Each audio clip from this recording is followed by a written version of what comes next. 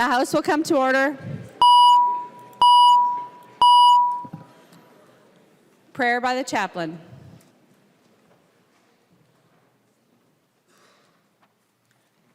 I invite you to pray in a way that you are comfortable. Greater God, source of all wisdom, help the members of this House of Representatives to seek your guidance in the midst of their busy lives. Give each member the wisdom, patience, and perseverance to attend to the pressing issues of these days. We ask your grace and favor upon each elected official, that unity among them may be realized even amidst diversity, and their work contribute to ways of justice for all and peace that is lasting. We make our prayer in the name of the Holy One. Amen. The chaplain for today is Reverend Tim Wozniak from St. Thomas Becket Catholic Church in Eagan, Minnesota. Pledge of Allegiance. Please remain standing and recite the Pledge of Allegiance to the flag of the United States of America. I pledge allegiance to the flag of the United States of America and to the republic for which it stands, one nation under God, indivisible, with liberty and justice for all. The clerk will take the roll.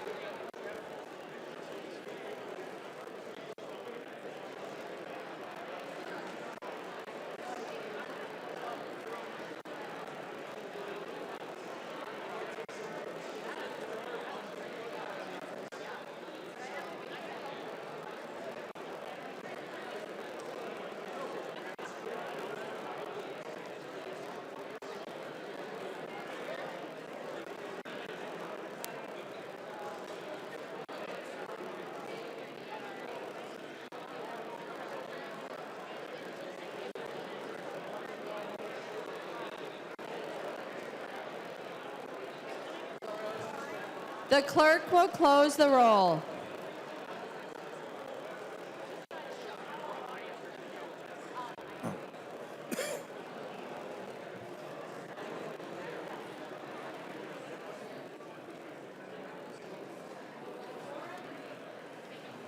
A quorum is present. Representative Hornstein, for what purpose do you rise? An announcement about treats in the retiring room. Representative Hornstein. Thank you, Madam Speaker. Last year, you might remember, I brought in some treats called Hamantaschen to commemorate the Jewish holiday of Purim. It's somewhat akin to Halloween. We read the book of Esther. It's a wonderful story, but we do have treats in the retiring room, these special European-influenced pastries called Hamantaschen. Please partake. There's plenty for everyone, including staff.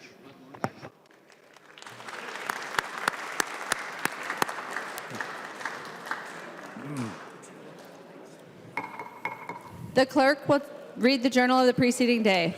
Journal of the House, 91st Session, 2019, 24th day, St. Paul, Minnesota, Wednesday, March 20th, 2019. If there is no objection, further reading of the journal will be dispensed with, and the journal will be approved as corrected by the Chief Clerk. Hearing no objection, the journal is approved as corrected by the Chief Clerk. Reports of standing committees and division. There is a copy of this order of business on each member's desk. If there is no objection, the reports will be adopted. Hearing no objection, the reports are adopted. Second reading of House files. Second reading House File number 300. Second reading. Second reading House File 622. Second reading. Second reading House File 637. Second reading. Second reading House File 1221. Second reading. Second reading House File 1300. Second reading. Second reading House File 1373. Second reading. Second reading House File 1389. Second reading. Second reading House File 1578. Second reading. And second reading House File number 2265. Second reading. Introduction of bills. The following House files have been offered for introduction today. The Chief Clerk will report the House files and give them their first reading. Introduction and first reading of House Files 2638 through 2675. First reading, House Files 2638 through 2675. Messages from the Senate. Message from the Senate. Madam Speaker, I have the honor to inform the House of Representatives that the Senate is ready to meet with the House in joint convention at 6:45 p.m. Wednesday, April 3rd, 2019, to receive the message of the Honorable Governor Tim Walz, Governor of the State of Minnesota, which will be delivered at 7 o'clock p.m. Message is signed Cal R. Ludeman, Secretary of the Senate. Madam Speaker, I hereby announce the passage by the Senate of the following Senate files herewith transmitted. Senate file numbers 307, 621. Message from the Senate. Madam Speaker, I hereby announce the Senate refuses to concur in the House amendments to the following Senate file. Senate file number 1743, an act relating to education. Said Senate requests a conference committee be appointed therein. The Senate has appointed as such a committee Senators Nelson, Uyghur, Jasinski. The message is signed Cal R. Ludeman, Secretary of the Senate. Christensen moves that the House accede to the request of the Senate and that the Speaker appoint a conference committee of 3 members of the House to meet with a like committee appointed by the Senate on the disagreeing votes of the 2 houses on Senate file number 1743. Members, please take your conversations off the House floor into the retiring room. This room was designed to have excellent acoustics, and it does, so please take your conversations off of the House floor. Representative Christensen, to your motion. Thank you, Madam Speaker. We're talking right now about the snow day bill, and it did not match up with the Senate bill, so we are going to be going to conference committee. Representative Christian moves that the House accede to the request of the Senate and that the Speaker appoint a conference committee. Any further discussion to the motion? All those in favor, please say aye. Those opposed, please say no. The motion prevails.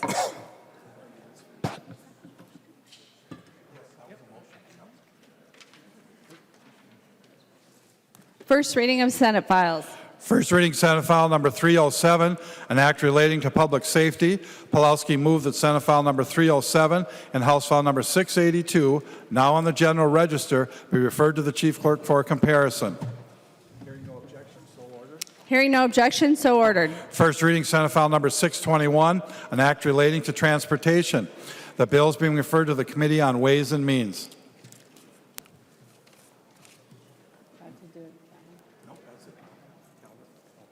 Announcement by the Speaker.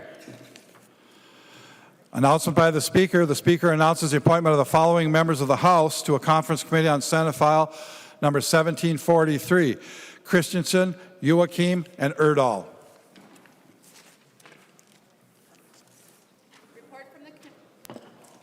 Report from the Committee on Rules and Legislative Administration.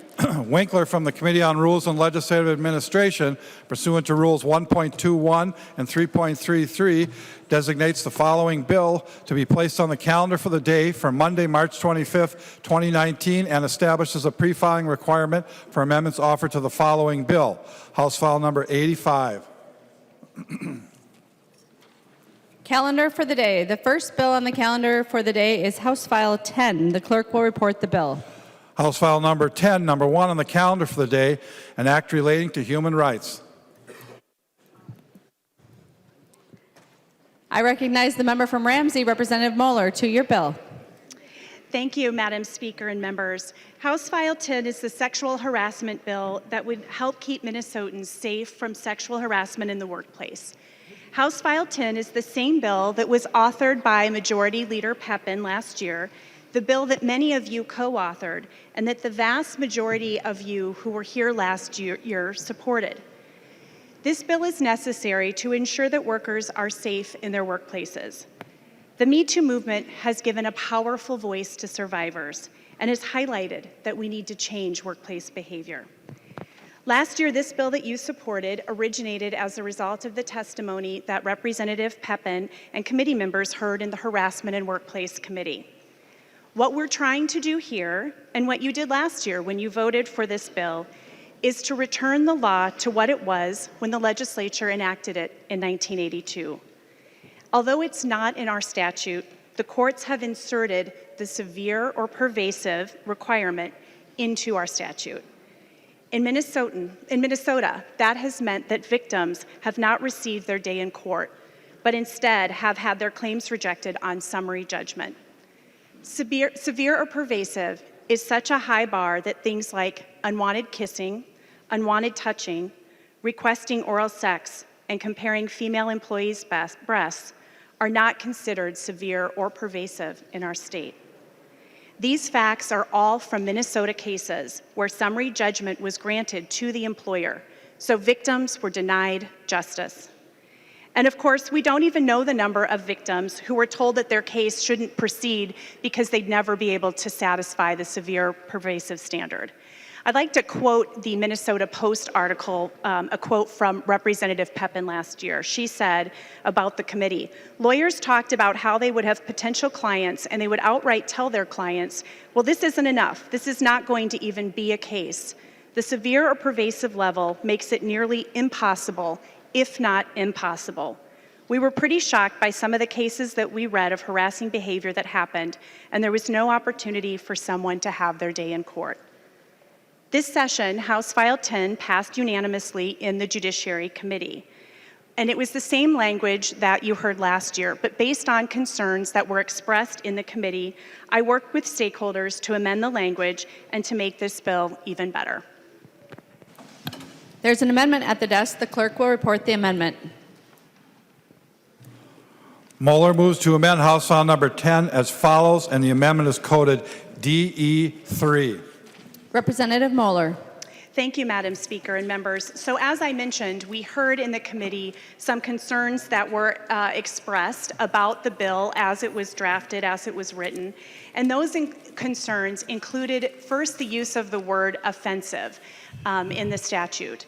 And there were concerns about whether one joke an employee heard would then somehow lead to the result of a sexual harassment claim. Another concern that we heard was that by eliminating the severe or pervasive standard that the courts applied, we might also be eliminating other court standards like the totality of the circumstances test or the reasonable person standard. And so first I want to thank Representatives Robbins, O'Neill, and Scott for suggesting language to me that they felt would address some of these concerns. And in addition, many proponents and I reached out to others who had concerns about the original language in an effort to improve upon this bill. And some of them, like the League of Minnesota Cities, responded. So this amendment that you have before you today is the result of many different drafts and discussions. This amendment also addresses the concerns that were raised regarding the original language. So if you look at the amendment, you'll see that we've added the word materially before offensive, and that's in order to address the concern about one joke leading to a sexual harassment claim. So with this amendment, sexual harassment is now defined as, it would be defined as unwelcome sexual advances, requests for sexual favors, sexually motivated physical contact or other verbal or physical conduct or communication of a sexual nature when it has the purpose or effect of creating an intimidating, hostile, or materially offensive environment. So we made clear that in determining whether there is an intimidating, hostile, or materially offensive environment, the finder of fact must apply both an objective and a subjective test. So in other words, would a reasonable person in a similar situation as the plaintiff feel that the environment is intimidating, hostile, or materially offensive, and that the plaintiff in fact subjectively felt it was so. We further clarified that this determination is based on the totality of the circumstances. So members, this is compromise language that addresses the concerns raised at the hearing and still ensures that Minnesota's workers will not have to endure sexual harassment. I hope you will support the amendment. There's an amendment to the amendment. The clerk will report the amendment. Scott moves to amend the Moller amendment to House File Number 10 as follows, and the amendment to the amendment is coded A8. The member from Anoka, Representative Scott, to your amendment. Thank you, Madam Chair. And this amendment addresses one of the concerns that we had in committee, and that was the concern over the word or versus the word and.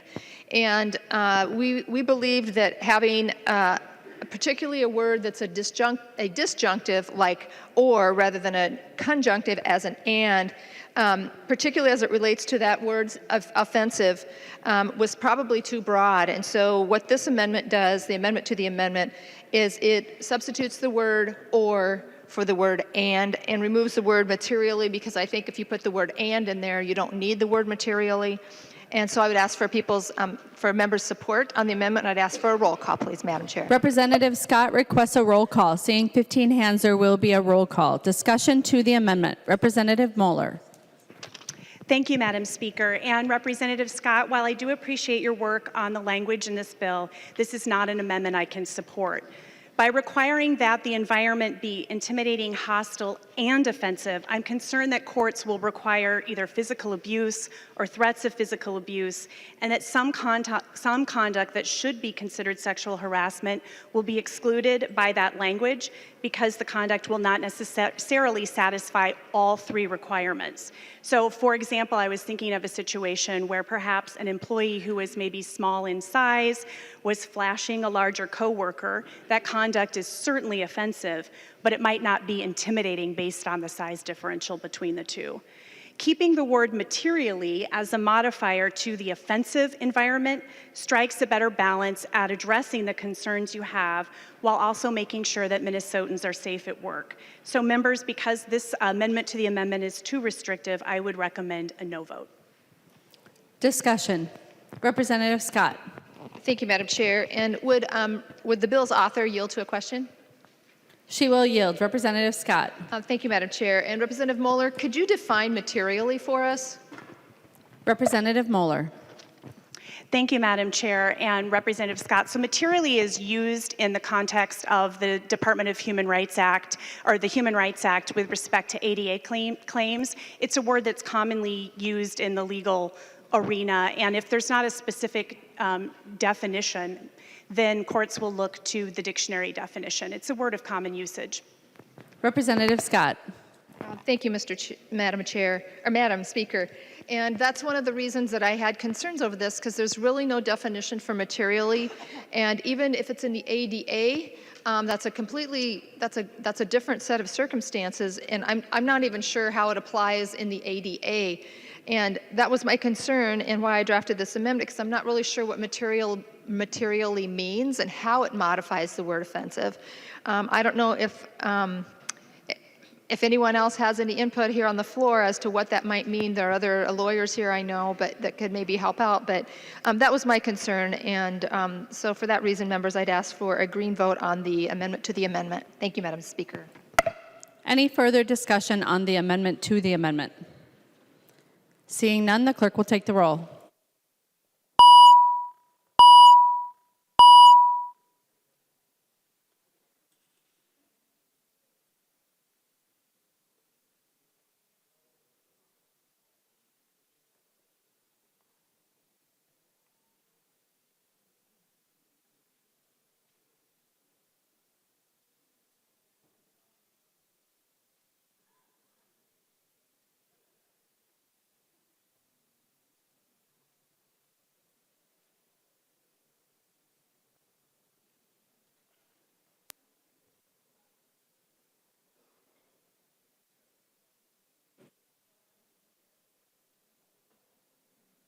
The clerk will close the roll.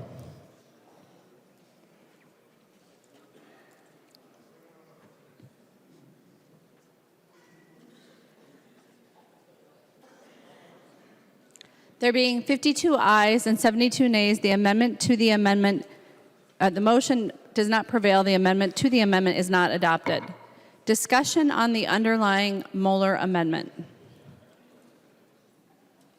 Seeing none, all those in favor say aye. Aye.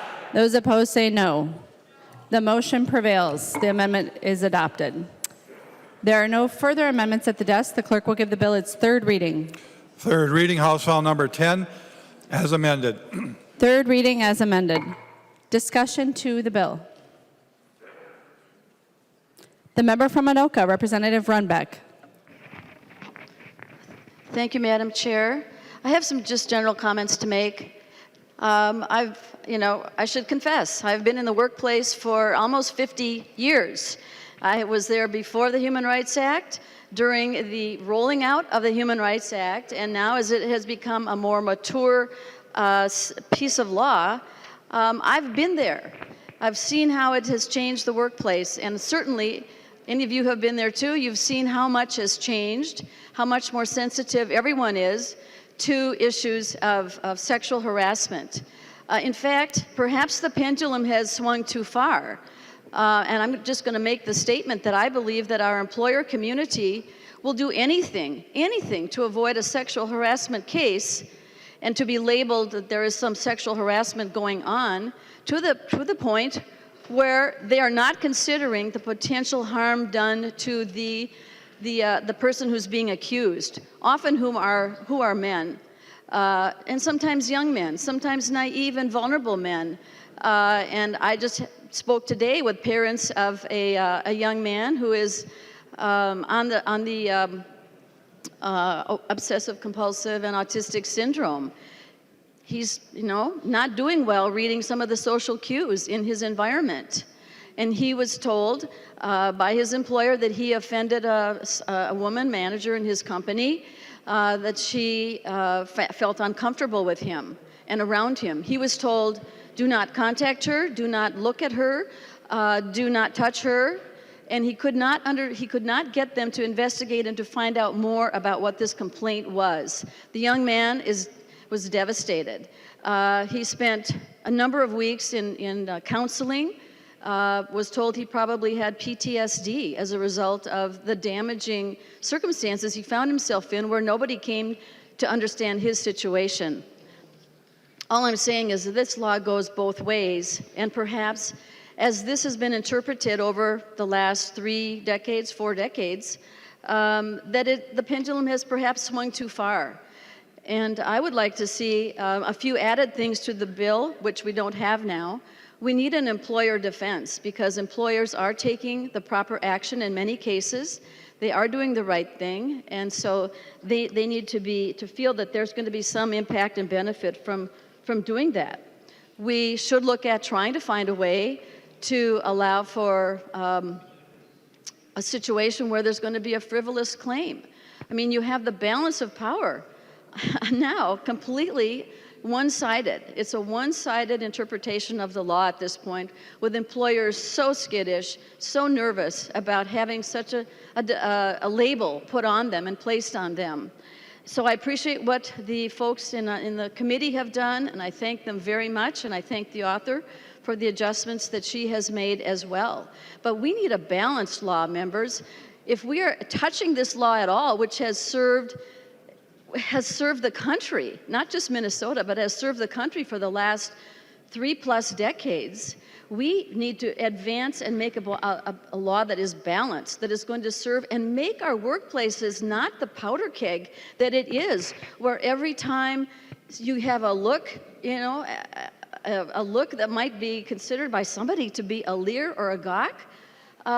We can't have that. We've got to make it balanced. And so I would say that this is a great effort, but I'd like to see us go further and create a law that is balanced, that works for men and women, young and old, big employers, small employers.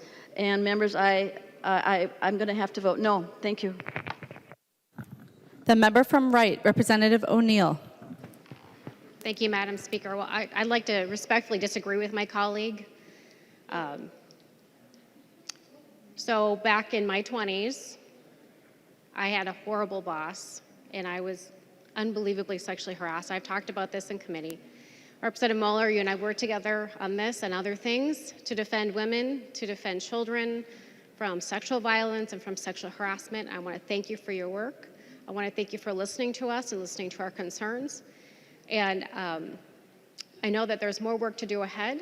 The Senate has a version, not a companion, but a version of this. And they have addressed some concerns that we haven't talked about in great length.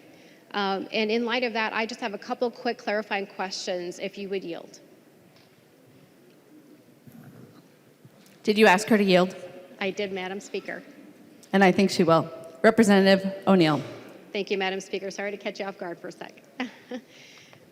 Thank you, Representative Moller. My question is pretty simple. The courts have held a long stand that they won't get involved in sort of a general civility code, talking about inappropriate, rude, or offensive behavior. And can you just speak to if this makes any change to that longstanding kind of the law not getting involved in civility code and what this would do or not do? Thank you. Representative Moller. Thank you, Madam Speaker, and thank you, Representative O'Neill. I have enjoyed working with you on a number of issues to protect women and children. So, yes, this is not going to change the law in that. You still have to have the unwelcome sexual advances, requests for sexual favors, sexually motivated physical contact, or other verbal or physical conduct or communication of a sexual nature that creates an intimidating, hostile, or materially offensive environment. So all of those things have to be read together. The court's not going to cherry pick out one word out of all of those things. They're going to look at all of those words in context. And by adding that word materially in, like we did with the amendment, I think we really wanted to address that this isn't trying to be some kind of civility code. Representative O'Neill. Thank you, Madam Speaker. And if the author would continue to yield. She will. Representative O'Neill. Thank you, Madam Speaker. We also talked a little bit, not at great length, but on the employer side, and we talked a little bit about them taking due care, and if they've been made aware of a situation, that they try to remedy that situation, and that kind of gets to the issue of liability. Just wondering if you could explain to the body, so where does that land now, an employer with liability, if they've made a good faith effort to try to mitigate that sexual harassment? Representative Moller. Thank you, Madam Speaker, and thank you again, Representative O'Neill. Yes, we did talk about that in committee. The case law indicates that an employer who makes a reasonable response to a claim of sexual harassment is not liable. Nothing about our bill here changes that case law, because that case law doesn't have to do with the definition, which is what we're doing with this bill, is amending the definition of sexual harassment. So that case law still remains the same. So employers really can control their destiny here. if they act reasonably in response to these claims. Representative O'Neill. Thank you, Madam Speaker. So with that, I really do appreciate that and getting that on the record and in front of the whole body, and I think that will help both sides make a very good decision today. I'm going to be supporting your bill today. It is better, I believe, than even when I was working with former Majority Leader Pepin, and we have come a long way. So I appreciate those steps, and I appreciate that effort, and I'd like to see that continue. And I know that the Senate has, like I said, not a companion, but a version. And so some of those things will be addressed there. But thank you, and I will be supporting you today. Further discussion to the bill. The member from Hennepin, Representative Robbins. Thank you, Madam Speaker. Thank you, Representative Mueller. I also enjoyed working with you on this, and I appreciate the many discussions we had and the opportunity to submit language for your consideration. And following up perhaps on what Representative O'Neill was talking about, she mentioned some of the employer case law and how that will still stand. I just wondered, the purpose of this is really to get rid of the severe and pervasive standard in Minnesota law. And so where the courts in Minnesota have made other statements regarding the standard for sexual harassment, will those still be considered authoritative? So when it's been in other cases, now that the severe pervasive will be gone, but the courts have made other statements about the standard, will that still stand? Thank you. Representative Moller. Thank you, Madam Speaker, and thank you, Representative Robbins. So yes, and some of those statements had to do with the totality of the circumstances test, the reasonable person standard. And that is what we tried to address with the language here, just to make very clear that we didn't want to change any of those applications by the courts. We only wanted to remove severe pervasive language. Representative Scott.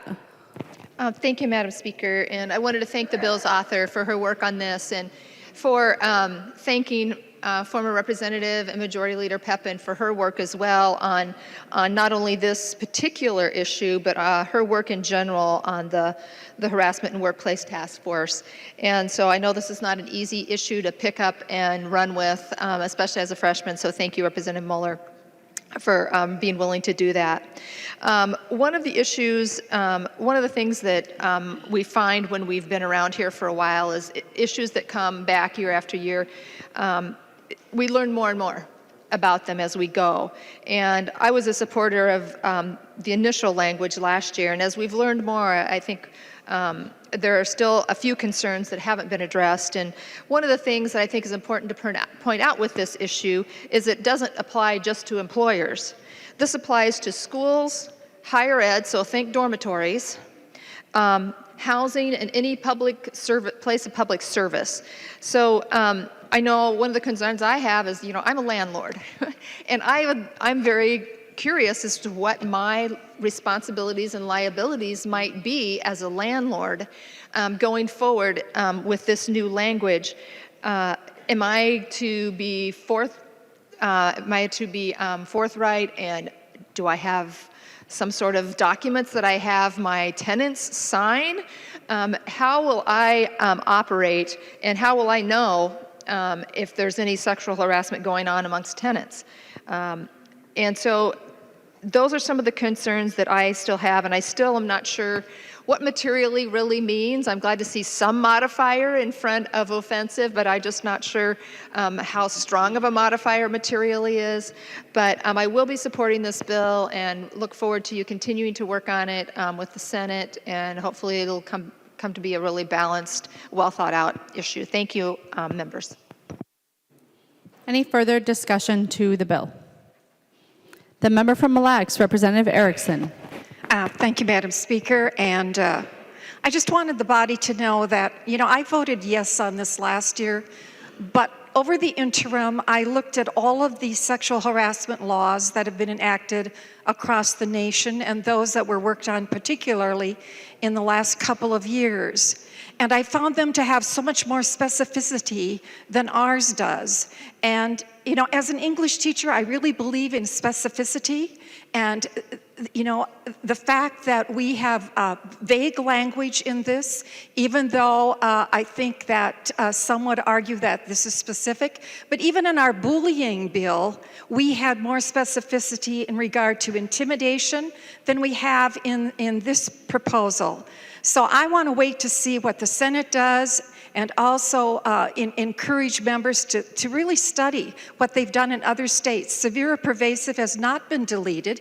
California has laid out very specific descriptions of what sexual harassment is. There's a long, long list if you want to look at their law. And I think that's what we need to provide for our employers, for our school employees, for local government employees, and for others throughout this nation who are dealing with this. Because we don't want to condone sexual harassment, but we also want our employees or others to know what is it that we're getting at when we say that there might be intimidation or there might be a hostile environment. So I really was pleased, even though I don't always agree with what California does, with the law that they came up with and what they have put into their statute, which I think provides much more specificity. So with that said, I'll be voting no today and waiting to see what the conference committee decides.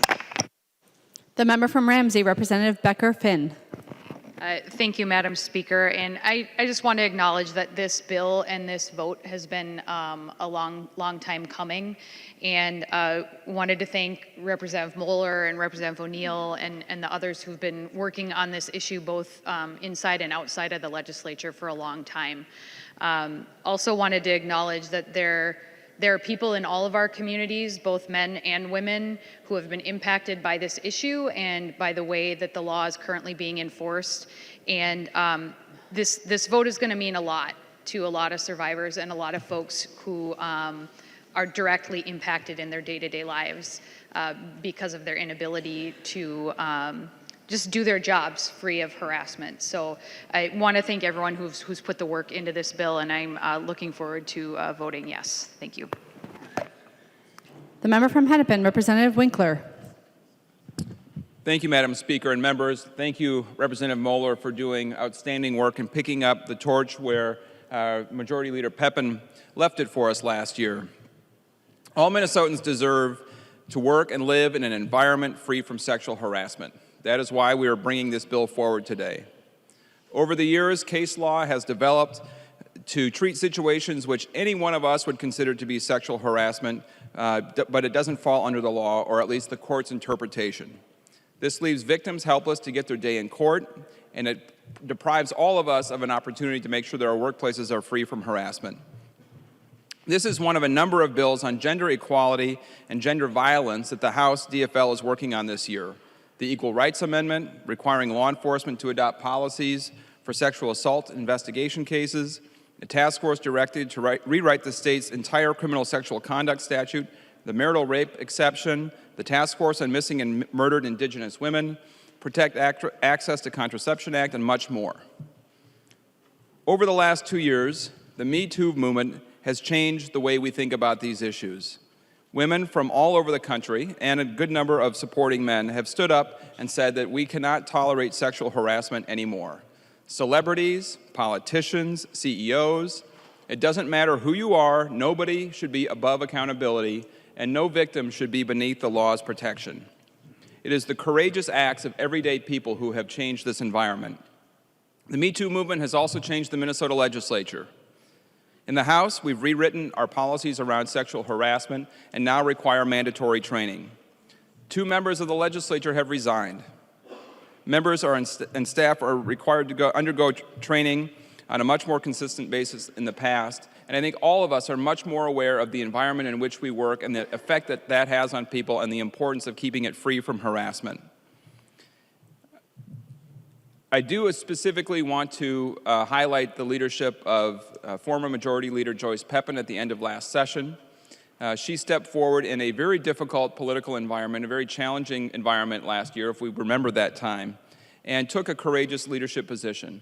This House voted 121-4 to support her bill.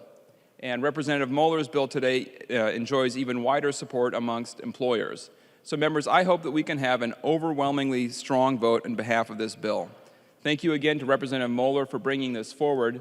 And members, I would urge all of us to put forward a green vote today and stop harassment in Minnesota. The member from Ramsey, the author of the bill, Representative Moller. Thank you, Madam Speaker. And I wanted to just address one of the comments that was made that the pendulum has swung too far in favor of employees. And I'm going to read to you a portion of the concurring opinion from Justice Paul Anderson in a case from 2013. He said, "When I first became an appellate judge in 1992, I believed that our jurisprudence was irrevocably and steadfastly headed down a one-way path toward ending sexual harassment in the workplace.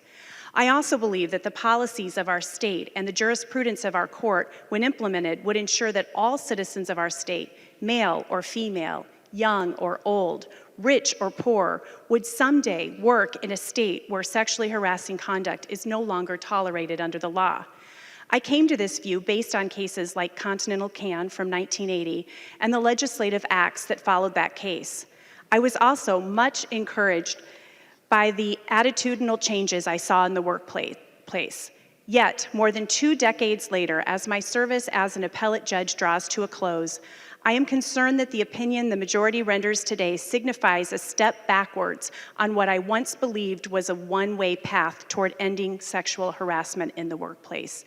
So members, we aren't there. And many of us who, all of us who served in the Judiciary and Civil Law Committee heard testimony from a brave survivor, and her name is Amy. And I'm gonna, because not many of you were on that committee, I'm gonna tell you about the story that Amy shared with us about the sexual harassment she encountered recently in the workplace. Amy was a server at a restaurant for about 9 years. And one day when she went to work, some people that she didn't recognize, 2 men, asked that she serve them. And it was kind of strange, but after that, the men started coming into the restaurant at least weekly. They would always ask to sit in Amy's section. They told her they had a crush on her, even though they found out she had a boyfriend. And one night, neither man had come into the restaurant, and Amy got off her shift, and she went out to her car that was parked in the corner of the parking lot. And as she was about to sit down, a truck quickly approached her car, blocked her car in. One of the men from the restaurant had jumped out of his truck and left his truck running and the door open and started shouting her name. Amy, of course, was very alarmed, and luckily other servers were in the parking lot, and they kind of came to her rescue, and all 3 of them were fearful that Amy was going to be abducted that night. Amy told the men not to follow her to her car again. She was afraid they would even follow her home. Now, Amy reported this to management and the general manager and said that she did not want to serve the men anymore, and the management told her they had to because they requested her. Employees and even the managers at the restaurant started referring to these men as her stalkers. The behavior of the men escalated. 2 more times they stalked her in the parking lot. On one of those occasions, the managers allowed them to wait inside the lobby for 2 hours until Amy started her shift. And then they came out, approached her in the parking lot, and yet management still made Amy wait on them that night. On another occasion, one of the men said he would drive by and see her car in the parking lot, so he knew exactly when she was going to be working. The behavior also became physical. He would pat at her hands and her arms as she put dishes on the tables. The managers saw it. She continued to tell the management she didn't want to serve them, and she was told that if she didn't serve the men, then her shift would have to end. Amy said, "The managers routinely made me choose between being able to pay for rent and food and being sexually harassed, assaulted, and stalked, all while calling these men my stalkers." The stalkers also tried to force hugs on Amy whenever they left the restaurant, and she would hide in the kitchen. She would have other servers try to take care of her other tables, but the stalkers would wait on her, and management would make her go out and say goodbye to the men and would watch to make sure that she did that.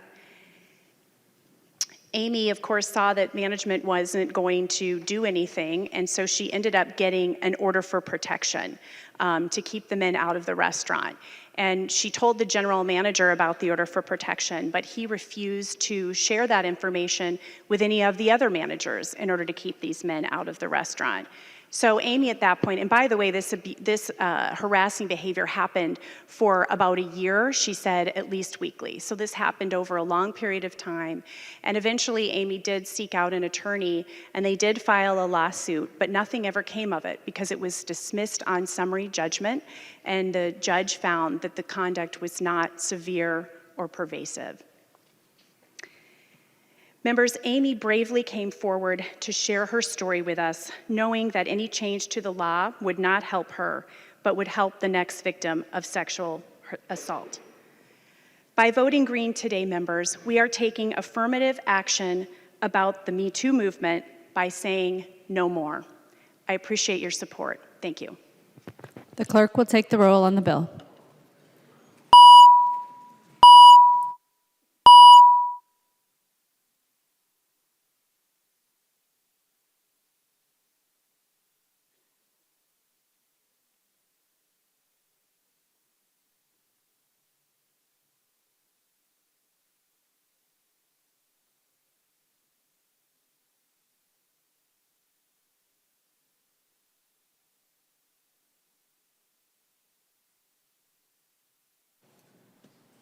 The clerk will close the roll.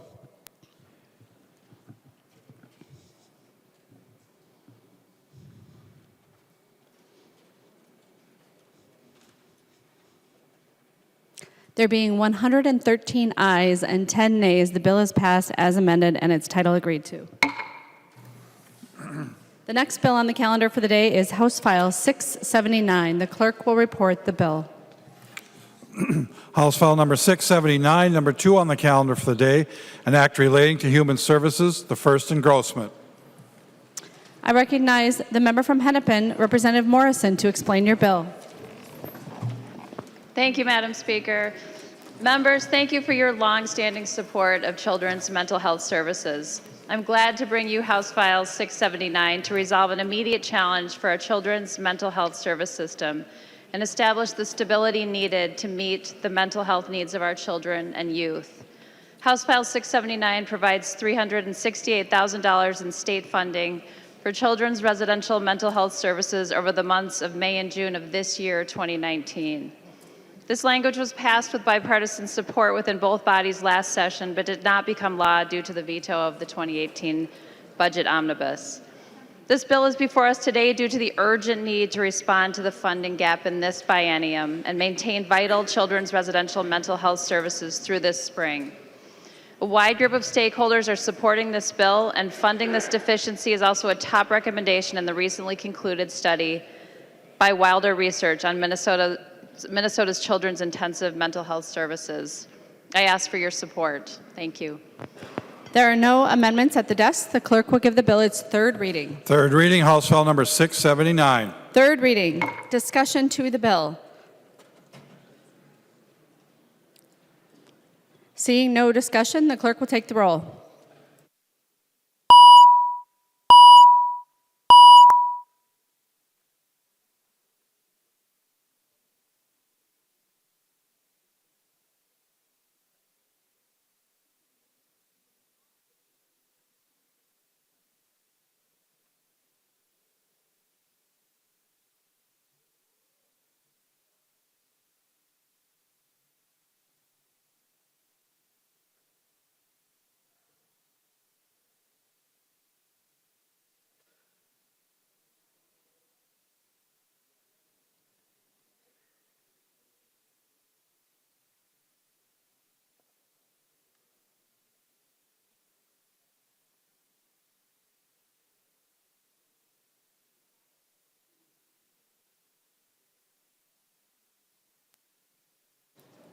The clerk will close the roll.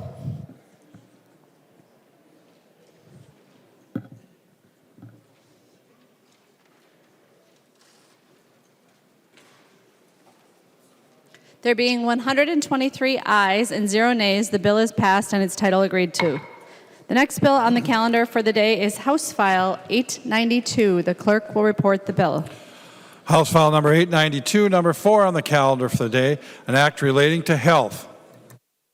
I recognize the member from Anoka, Representative Stephenson, to your bill.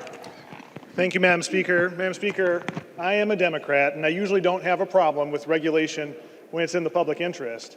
But I do have a problem with regulation that defies common sense, and I do have a problem with regulation that increases costs with no benefit to people of Minnesota. The bill before you right now repeals just such a regulation. In particular, this bill will allow manufacturers of home dialysis drugs, supplies, and devices to be exempted from having an extra pharmacist at a distribution center if they maintain control of all of their products from the manufacturer all the way to the patient. And that's a lot of complex words, so let's use a real example to explain what I'm talking about. There's a distribution center of dialysis equipment and materials in the northern suburbs of Minneapolis. The materials are manufactured in Illinois under the supervision of a Minnesota licensed pharmacist and pursuant to a host of FDA regulations. They are then placed in a sealed box and shipped to the distribution center in the northern suburbs. There they sit in that sealed box until they're delivered to the consumer. While in the distribution center, the box is never unsealed. It's not opened.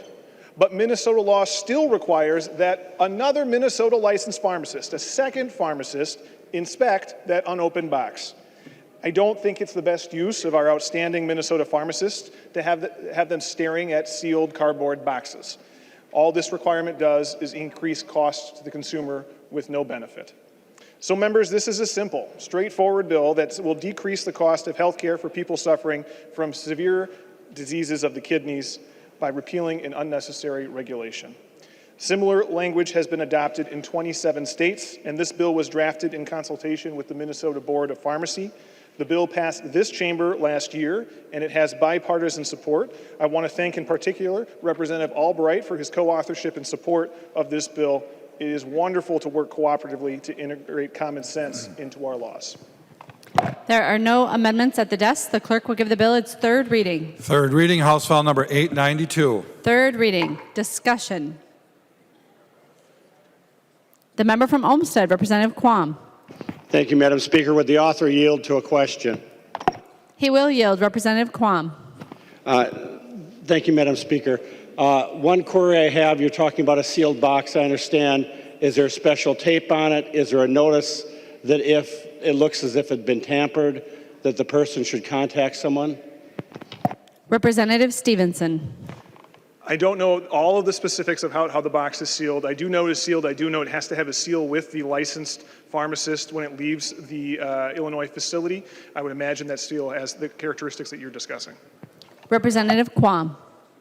Thank you, Madam Speaker. And, you know, this is a straightforward bill, but we should always be thinking what could go wrong.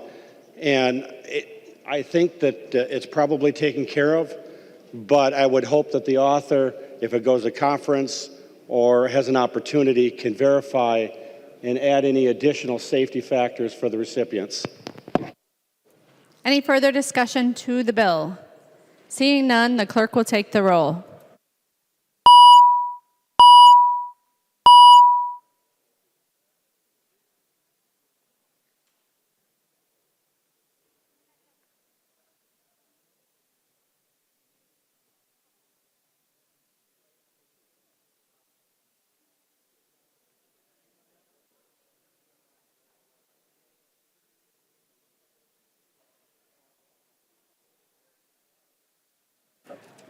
Members, please vote. The clerk will close the roll.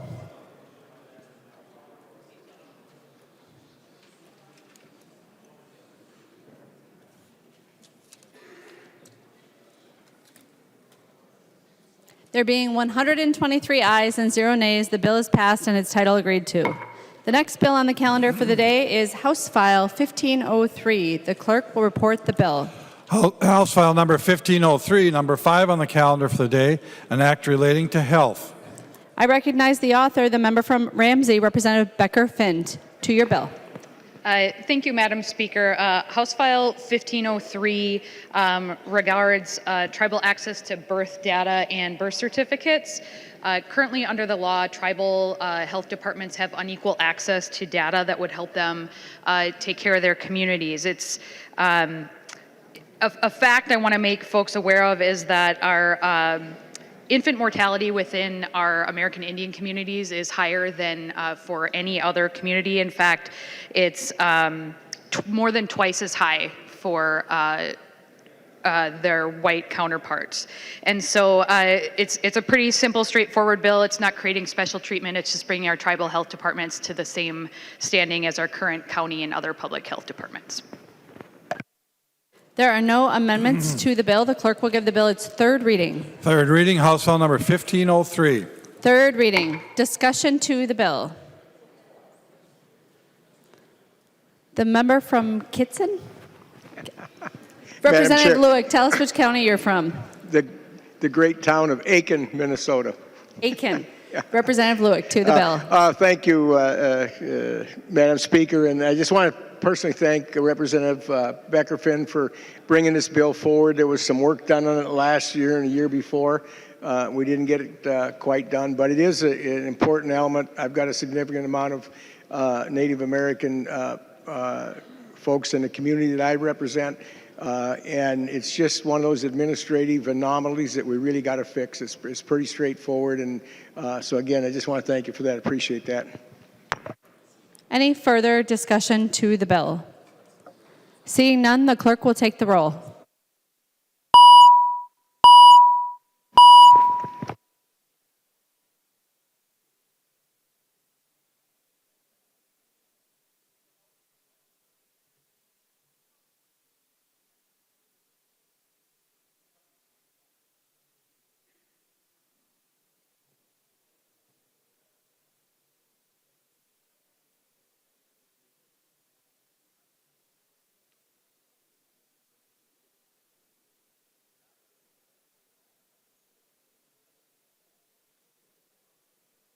The clerk will close the roll.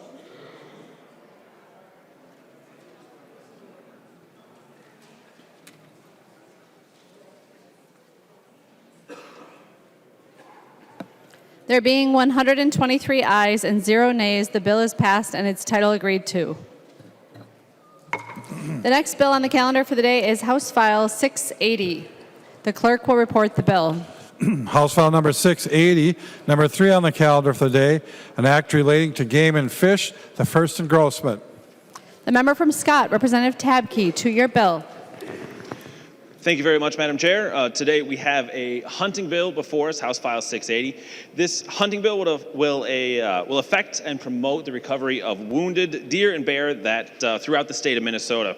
This is a bill that was brought to me by a constituent who happens to be colorblind, and he has a hard time tracking blood trails for wounded deer while he is hunting, and so he cannot see. He's red-green colorblind and cannot follow the trail, and so if he happens to lose a deer, it will be very difficult to recover it. So what this bill allows to happen is a hunter can use a trained dog on a 30-foot leash in order to follow the trail of a deer or bear to recover that game throughout the state of Minnesota. This bill was written in conjunction with the DNR. Vast majority of the language is from the DNR, so we worked really well with the DNR and many Republican members to get this done. It also has the support of the Minnesota Deer Hunters Association, the Buffalo and Whitetail Association, and many different hunting groups. So I appreciate everyone's support on this bill.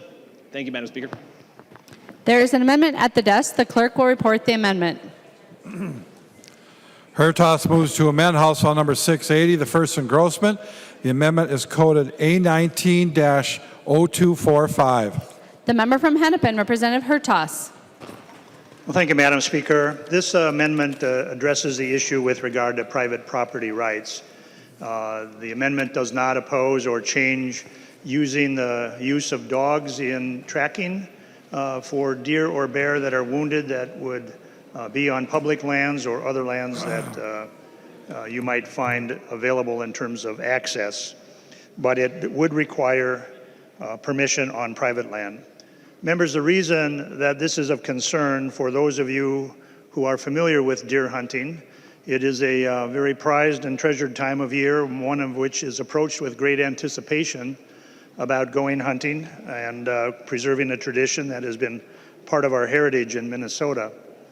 In particular, if you're not a deer hunter, what's important to understand is that the least amount of intrusions onto land or property is an issue when you're out there in your stand on opening morning. Imagine, if you would, that you're in your deer stand, and then all of a sudden a gentleman with Spunky on his leash is looking for a wounded deer. Unfortunately, you cannot control the behavior of the dog even if it's leashed. One thing that is very bad for deer hunting is to have a canine marking the area around where you want to hunt. So if any of you have witnessed your neighbors taking their dog for a walk, seeing every time it lifts its leg and marks an area, this is the very thing that will happen in the woods on private property. So I ask you to support the amendment. I ask you to support private property rights. Thank you. Discussion to the amendment.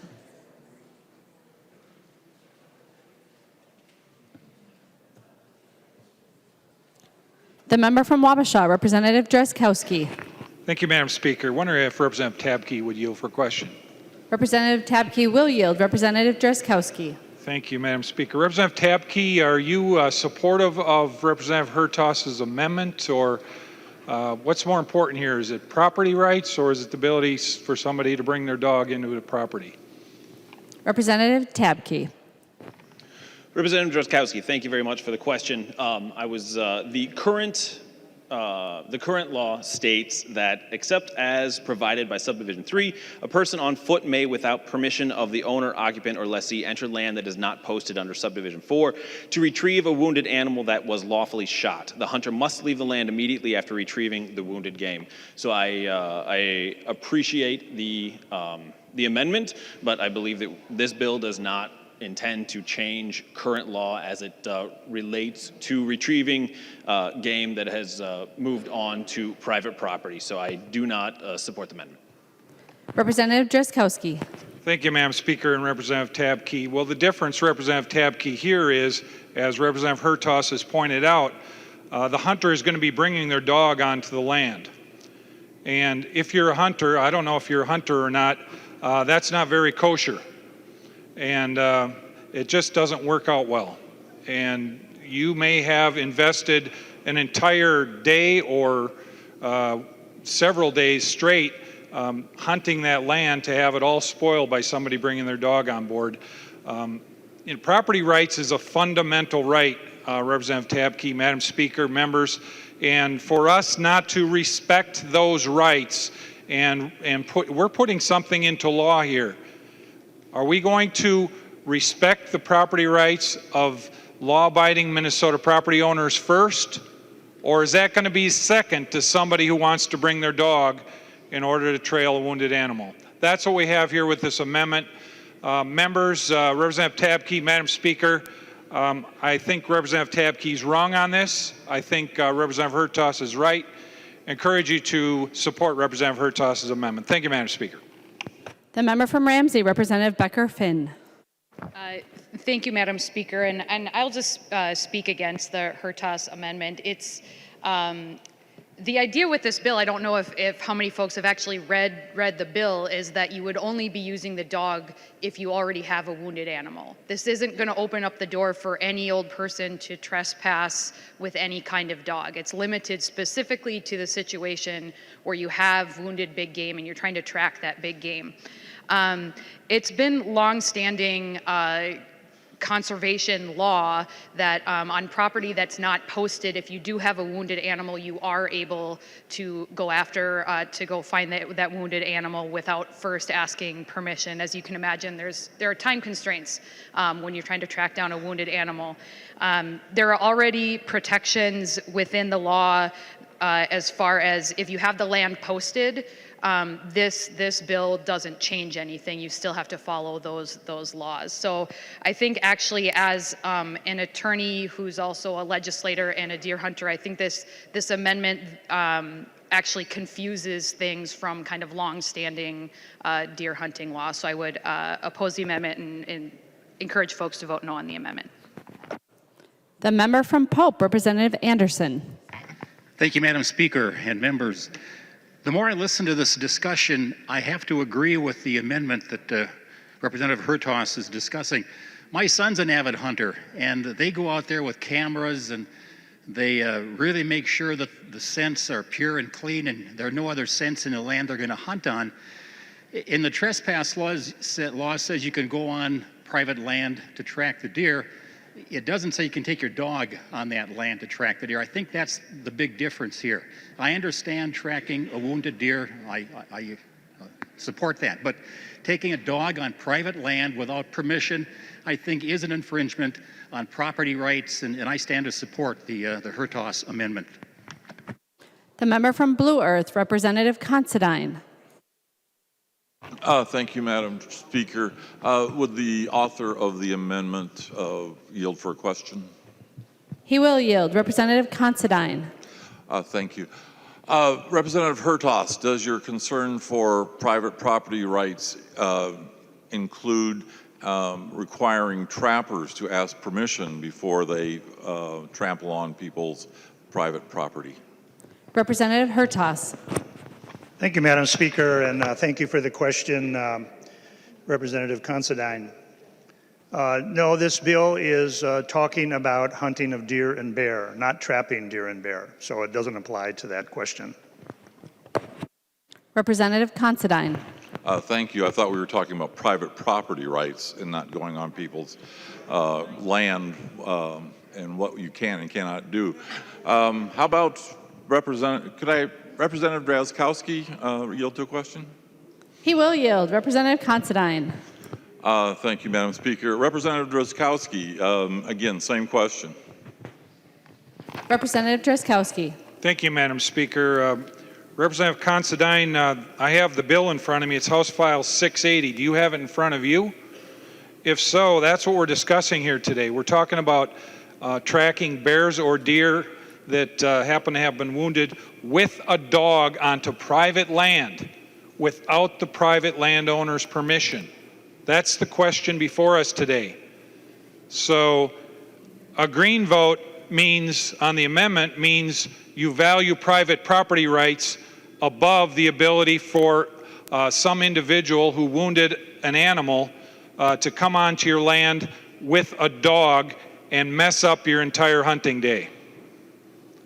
A red vote means you would like somebody with a dog to be able to come onto your land without your permission and wreck your hunting day, and that's more important than private property rights. Thank you, Representative Considine. Thank you, Madam Speaker. Representative Considine. Thank you, Mr. Drazkowski. Yes, that's what the bill does, but the amendment specifically talked about property rights. And again, as it stands in Minnesota right now, trappers can access people's private property without even asking them. And that was the question. Thank you. Further discussion to the amendment. The member from Wright, Representative Lucero. Thank you, Madam Speaker.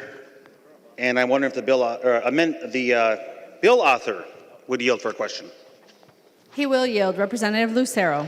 Thank you, Madam Speaker. And as I've been listening to this discussion, deciding if I'm going to support this amendment or not, one thing came to mind, and that is dangerous dogs.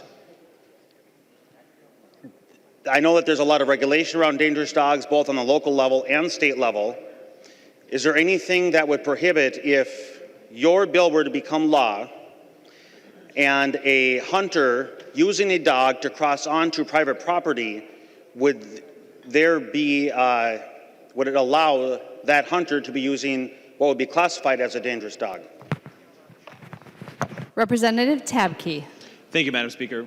Representative Lucero, we are not talking about just any dog. So you can't take my my rescue dog that is about as mutt of a dog as you can possibly get out to track deer or bear, and to do that in this case. What we're talking about are highly trained dogs that are trained to do this work. And generally, as we talk to people about this, people think it's spaniels and your typical hunting dogs, but generally the types of dogs that do this very specific trained work are beagles and dachshunds are the two major dogs that are used to do this type of tracking work. So no, I don't think the dachshunds are generally termed as dangerous dogs, but these are highly trained dogs that are used for this type of work. Representative Lucero. Thank you, Madam Speaker, and if the bill author would continue to yield. He will yield. Representative Lucero. Thank you, Madam Speaker. And as you just answered the question, highly trained, and typically it's one breed or another breed. Is there anything in your proposed language that would require any training whatsoever, any breed whatsoever, or would a hunter be able to take any breed with or without any training? Representative Tabke. Madam Speaker and Representative Lucero, no, the bill does not specify specifically exactly what types of breed or training levels are necessary, but I trust that hunters know what needs to happen in order to recover the game and to find the deer and bear that is the goal of this bill. Representative Lucero. Thank you, Madam Speaker. So as I'm listening to the answers there from the bill author, there are no requirements on what kind of dog, what breed of dog would be permitted. If there's any training requirements whatsoever, there are zero, as we just heard admitted. I have a large concern then with state law permitting a dog to cross over onto somebody's private property rights without their permission. And based on those answers, I think it is important, and it could be a dangerous dog. There's no requirements prohibiting that. It's completely up to the hunter, whom the private property owner may not know. And so I think the amendment offered by Representative Hertaus would be important to allow a private property owner to decide if they want to allow a dog to cross onto their private property rights. So, Madam Speaker and members, I would highly encourage a green vote on the Hertaus amendment. Thank you. The member from Cottonwood, Representative Hamilton. Thank you, Madam Speaker. We have many absentee landowners. Would the author of the amendment please yield? Representative Hertaus. Representative Hertaus will yield. Representative Hamilton. Thank you. Representative Hertaus, it makes a big difference whether or not the land is posted or not posted on whether or not I'm going to support this. Does this pertain specifically to posted land? And or is it would it apply to both posted and unposted land? Representative Hertaus. Thank you, Madam Speaker. Representative Hamilton, under current law, agricultural land, which is clearly agricultural, would require, as I understand the law, would require permission to enter upon the land. For those individuals that own private land that is both agricultural and woodland, the wooded portion would have to be posted to prohibit this.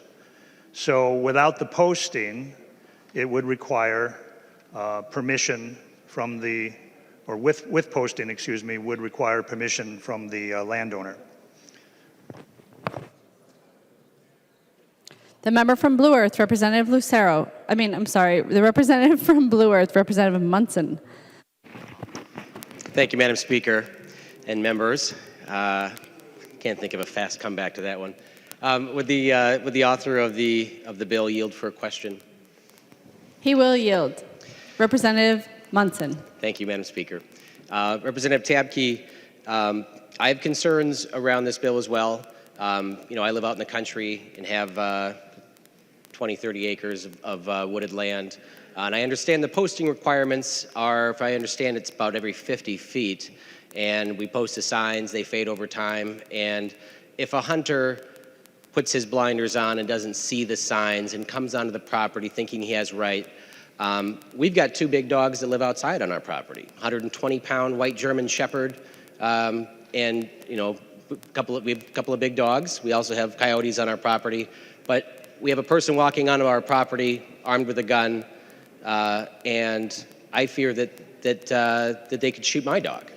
What would happen under your bill if the hunter shoots my dog or my dog attacks this person defending our property and causes harm to this hunter? Would the homeowner would be liable? It's my understanding they would be, but if you could answer the question.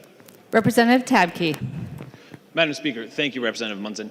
I think it's important to remember here that these dogs are only on a leash. That is the only way that you can take dogs through this entire bill or onto private property. And no, it is not legal, or you do not have the ability to shoot a private person, a private homeowner's, landowner's dog. Representative Munson. Thank you, Representative Tabke. I guess the question was really about my dog, who's not on a leash, who runs around our property freely but knows its boundaries, attacking a hunter coming onto the property, and the liability being on the homeowner who has no idea somebody's coming onto my property armed with a gun. And I fear that this is, might cause liability for a property owner. Could you speak to that? Representative Tabke. Thank you, Madam Speaker. Yes, the law currently states that you are able to go onto private property to recover wounded game. So nothing in the law is changed whatsoever with regard to that. Representative Munson. Thank you, Madam Speaker. Something is changing in the law, and that's that you're bringing an animal onto the property.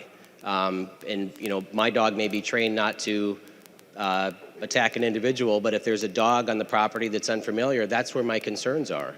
It doesn't, I mean, you say it has to be a highly trained dog. I think that's up to interpretation of the law enforcement officer that would be called after this. And I don't know if there's no specific dog mentioned in the bill. It doesn't say it's a wiener dog or the dachshund that you'd mentioned. It could be the Minnesota State dog. I don't know what it is, but any dog that would be trained or not trained to come on the property, as long as they're on a leash, I'm apprehensive about this amendment. So thank you, Madam Speaker. Thank you, Representative Tabke. Any further discussion to the Hertaus amendment? Representative Drazkowski. Thank you, Madam Speaker. Would the author of the bill yield again? He will. Representative Drazkowski. Thank you, Madam Speaker. Representative Tabke, so Representative Munson's scenario. So I'm hunting under your bill without Representative Hertaus's amendment on it. That's what we're debating right now. And I'm bringing my dog on a leash, and I'm on your property, and you don't even know I'm there. You have a big dog, like Representative Munson mentions, that comes and wants to protect your family, your little kids, and anybody else on your property like they normally would. First starts flying, maybe I get injured by your dog, or maybe I shoot your dog in self-defense. Who gets to pay? Representative Tabke. Madam Speaker, Representative Drazkowski, I again want to reiterate that this law does not change people's ability to go onto property. If Representative Munson has multiple dogs on the property that are going to attack you or your dog, that is how the current law works. This is not changing that law. Representative Drazkowski. Thank you, Madam Speaker. If the author would yield again. He will yield. Representative Drazkowski. Thank you, Madam Speaker. So Representative Tabke, in that scenario, do you admit that there is a legal liability that would present itself? Would someone be open to being sued? Representative Tabke. Madam Speaker and Representative Drazkowski, I am not a legal scholar on this matter, so this is not changing the current law as it is today. So as it is, precedent has been set. That is what will continue with this law. Representative Drazkowski. Thank you, Madam Speaker. Well, Representative Tabke, as would happen any other place, in any other piece of law, when somebody's dog hurts somebody else or destroys their property or injures their property, that's ripe for a lawsuit. And that's the position you are defending with your bill, or with your position against Representative Hertaus's amendment. You are keeping uncertainty about who would be open to lawsuit. And it's going to complicate the law. It's going to put the owner in a position that they never had any control of, or never could have estimated would even happen. So, Representative Tabke, I urge you to change your position on Representative Hertaus's amendment. It's a good amendment. It brings clarity to your bill and makes it a much better bill. Thank you, Madam Speaker. Representative Lucero. Thank you, Madam Speaker. And I just want to make one more point. As I continue to listen to this conversation, Representative Tabke continues to say that the scenario, the law isn't changing that currently allows people to cross onto private property. And I find those answers to be rather evasive.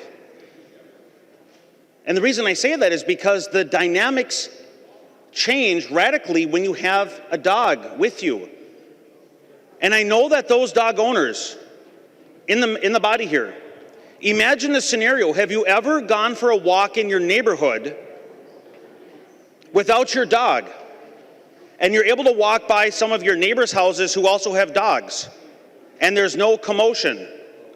But then have you taken your dog for a walk in the neighborhood, and you have other dogs that are now, the dynamics have changed because another dog might not find you threatening as an individual, but find the dog that's with you on a leash threatening. And I've specifically had my wife take a walk in the neighborhood as she normally does, and she was walking our dog. And the neighbor's dogs actually saw our dog, came running, crossed off of the property, and were aggressive because our dog was with her. And so please recognize that you're changing the dynamics significantly by allowing a dog to accompany the hunter onto a property. And the scenarios that Representative Munson and Drazkowski are laid out are very real. And you can allow the private property owner's dog that could become aggressive toward the dog now that's on the property that the private property owner doesn't even know is there. And I just find the answers to be rather evasive and failing to even allow any consideration to the points that are being brought up here in the great point that Representative Hertas is trying to solve. Allowing the private property owner the knowledge of what's happening. So it is much more than current law of allowing a person to cross over. So thank you, Madam Speaker. And once again, I would encourage a green vote on the Hertas amendment. Thank you. The member from Ramsey, Representative Hausman. Thank you, Madam Speaker and members. I've been listening to this conversation, and it sounds like the dangerous animal is the dog. But as I understand it, the dangerous animal is the wounded bear. And what I understand, if the Hertas amendment were to go on, in this situation that you talked about, you couldn't track that wounded bear. I understand from Representative Becker-Finn that's something that would weigh heavily on a hunter. And so I think, members, we're talking about a scary dog when we really should be talking about a wounded bear. The member from Blue Earth, Representative Considine. Thank you, Madam Speaker. I just want to make sure I heard that right, Representative Lucero. You sent your wife out to find out if it was dangerous around the neighborhood? I guess I did. Any further discussion to the Hertas amendment? Representative Hertas. Thank you, Madam Speaker. Would the author yield for a few questions, please? The author of the bill will yield. Representative Hertas. Thank you, Madam Speaker. Representative Tabke, are you a deer hunter? Representative Tabke. Point of order. State your point of order. Mason's 124. It's the matter before us and not the individual in question. Members, I am sorry I was distracted because I understand that there's a member over here that wished to be recognized that I did not see, so I did not hear what was said, so I will not rule on the point of order, but I would advise members to please keep in mind Mason's 124. Representative Hertas, if you had a question for the author of the bill. Thank you, Madam Speaker. Representative Tabke, I had a question for you. Have you ever hunted deer? Representative Tabke will yield. Representative Tabke. Yes, Madam Speaker. Representative Hertas, we had a great conversation yesterday. This is a bill that was brought to me by constituents, and no, I am not an avid deer hunter, and this is a constituent-led bill that I'm carrying upon their behalf. Representative Hertas. Thank you, Madam Speaker. Would he continue to yield? He will yield. Representative Hertaus. Thank you, Madam Speaker. Representative Tabke, how long is the firearm deer season? I'm sorry, could you repeat that, Representative Hertaus? I couldn't hear you. Could you repeat your statement? Madam Speaker, I asked the author of the bill if he knows how long the deer hunting season is. Representative Tabke. Madam Speaker and Representative Hertaus, I do not believe that has anything to do with your amendment. It is not necessary to go down this path. I am very clear and aware that I am not a avid deer hunter. I'm a camper, and I enjoy the outdoors in that direction. And so I do not believe that we should be heading down this path with this discussion. Thank you. Representative Hertaus. Thank you, Madam Speaker. Would Representative Eklund yield for a question? He will yield. Representative Hertaus. Thank you, Madam Speaker. Representative Eklund, are you a deer hunter? Representative Eklund. Thanks. Thank you for the question, as often as I can. Representative Hertaus. Thank you. If he would continue to yield. He will. Representative Hertaus. Thank you, Madam Speaker. Representative Eklund, could you tell the body a little bit what it's like to get ready for the deer season, the preparations that you take, the steps that are necessary to prepare for opening day? Representative Eklund. I'm getting a lot of help over here. We set cameras. We make sure we wear rubber boots. When we put our scent out, we wear rubber gloves, or sterile gloves. We do all the necessary things we can to do to not have our scent in the woods. And my dog stays home. Representative Hertaus. Thank you, Madam Speaker. If he would continue to yield. He yields. Representative Hertaus. Thank you, Madam Speaker. Representative Eklund, how long is the deer season, the firearm deer season? Representative Eklund. 16 days in northern Minnesota. Representative Hertaus. Thank you, Madam Speaker. Well, that's correct where Representative Eklund hunts, but some areas of the state, the firearm deer season is a single weekend.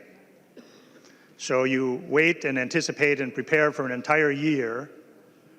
You do the preparation that's necessary. You go out and do a little bit of scouting. You make sure your stand is in place. If it's private property, it can be a permanent stand, but you check it out to make sure it's safe.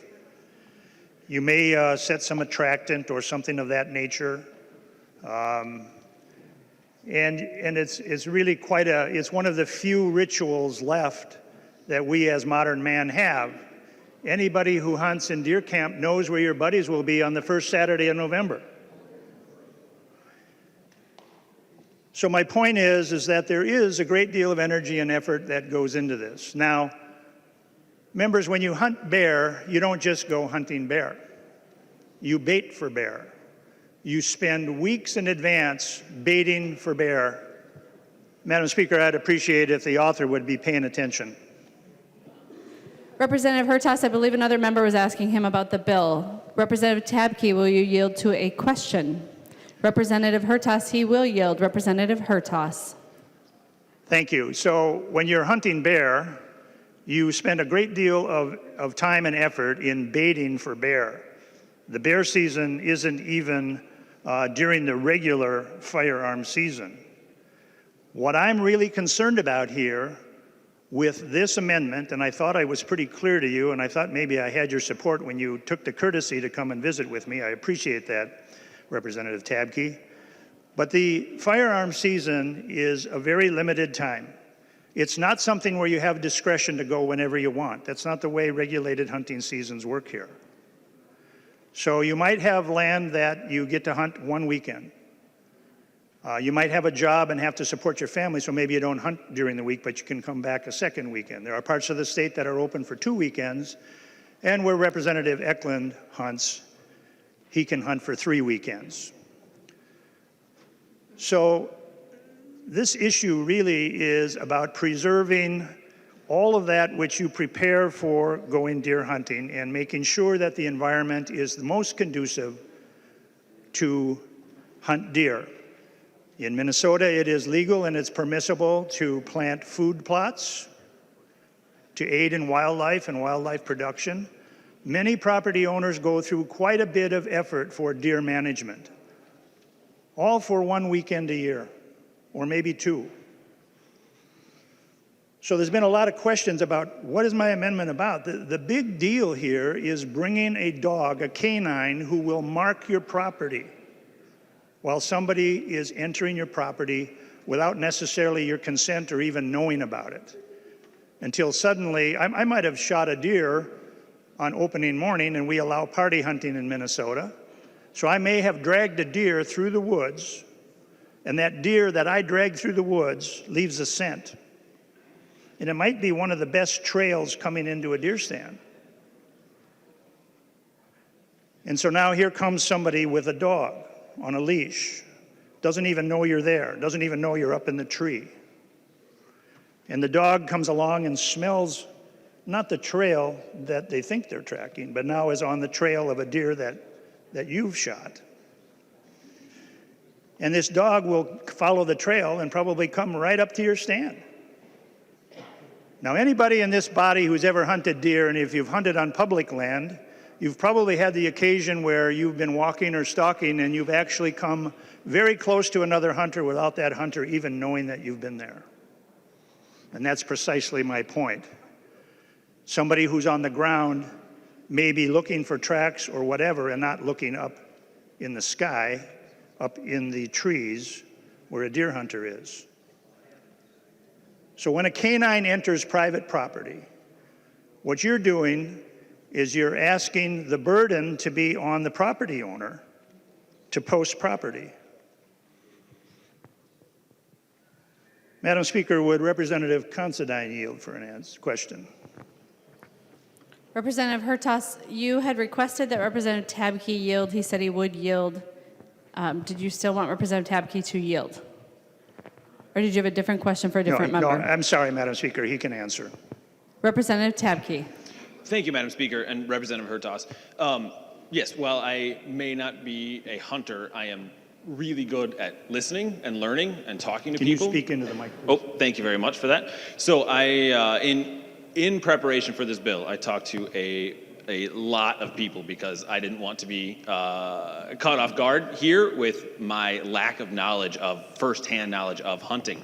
And so as I talked to people, I learned a lot about this process and what happens when you are using a dog to track deer. And so this bill, as I stated earlier, is highly supported and had a resolution passed by the Minnesota Deer Hunters Association, the Bluffland Whitetail Association, and a variety of hunting organizations that support this bill as written. And just to make sure that everyone understands what happens when a dog is used to track a deer or a bear or any type of wounded game, you do not do this immediately. So if you shoot a deer, whether that be with bow and arrow, whether that be with firearm, you do not go and track that deer immediately. What you do is you wait for that deer to go and bed down. That deer instinctively will go back to where it beds, where it spends its time, and it will go back to that area. Then you use a dog to track it. So you wait 10, 12, 16 hours, whatever that may be,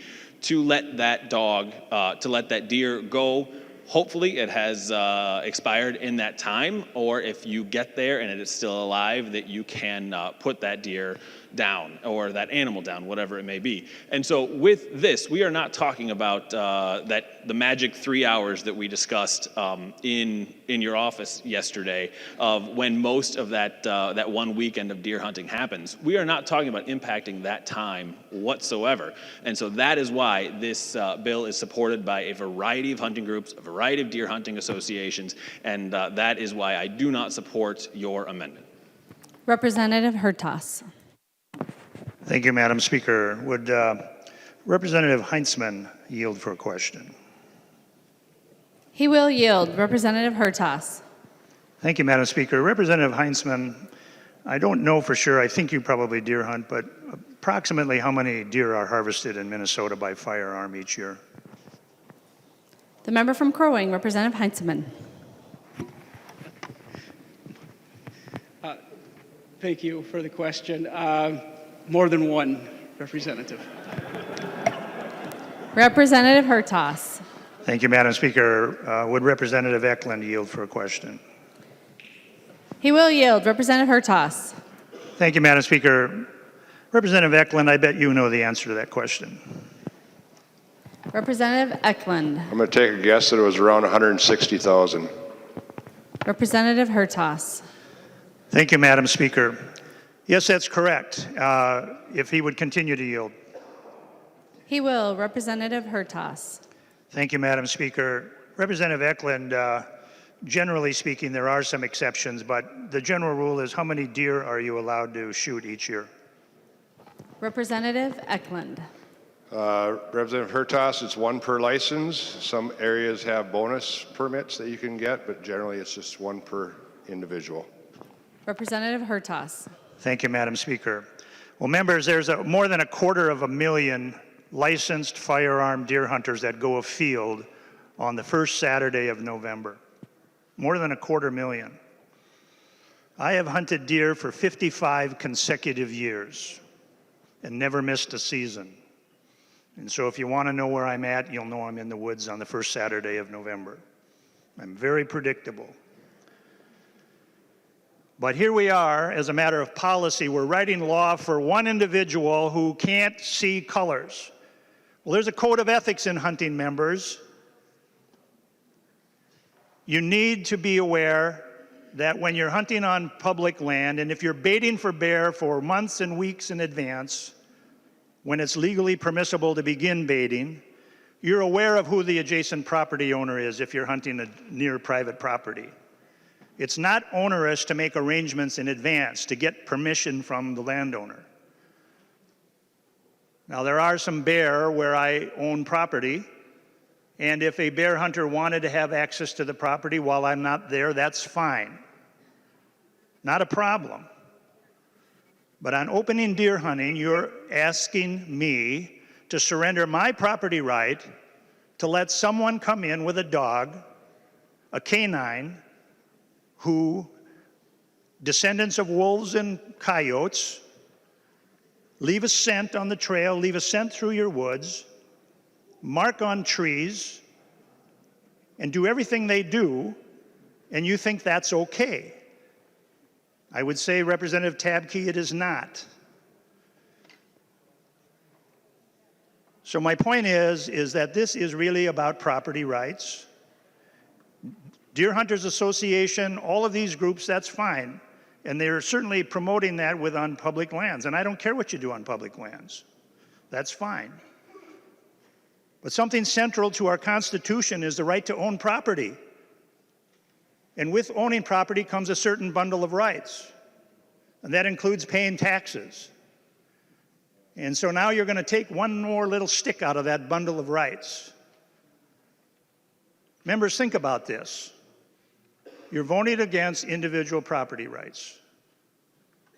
I urge you to vote a green vote on the amendment. Thank you. The member from Hennepin, Representative Freiberg. Thank you, Madam Speaker. I'm wondering if Representative Becker-Finn will yield for a question. Representative Becker-Finn. Representative Becker-Finn. Thank you, Madam Speaker. Representative Becker-Finn, are you a deer hunter? Representative Becker-Finn. Thank you, Madam Speaker. Yes, I am. Representative Freiberg.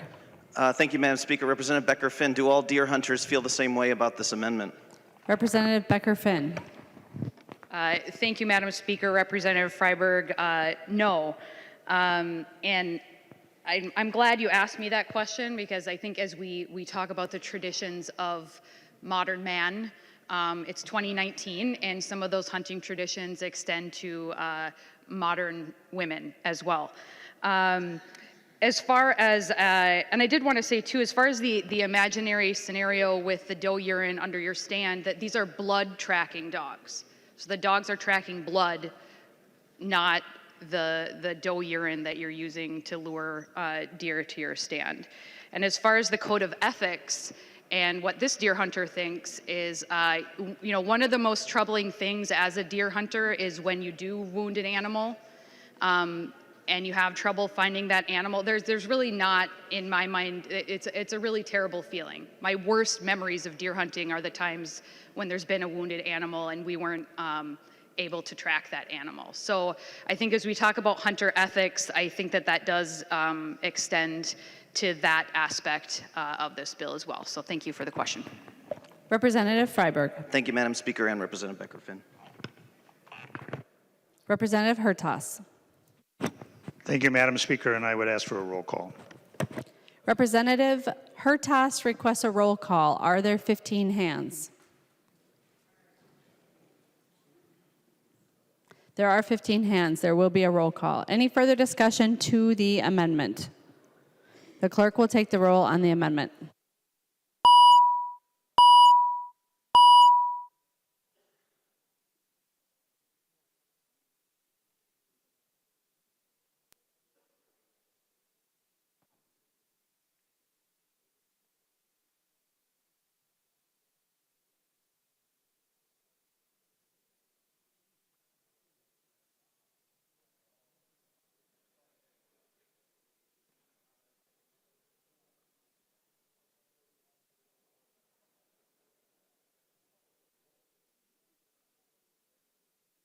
Members, please vote.